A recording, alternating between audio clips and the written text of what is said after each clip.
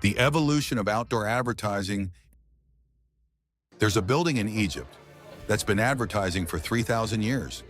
You just never thought of it as an ad. The pyramids, built to say one thing: we are more powerful than you can imagine. That's the oldest outdoor ad in history. The printing press didn't just change books, it changed streets.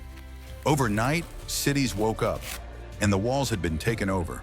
P.T. Barnum didn't just sell circus tickets, he invented the billboard. Then the car arrived. You had 3 seconds, 1 image, 5 words. Burma-Shave figured it out. 6 signs in a row, 1 line each. People took road trips just to read them. The digital era. One night in Times Square, someone switched on a giant LED screen. The crowd stopped and stared. One screen, hundreds of ads.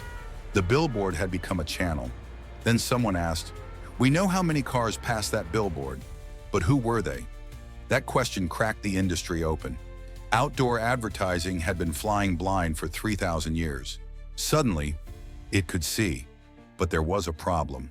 All of this, still tied to fixed locations. In India, that matters more than anywhere.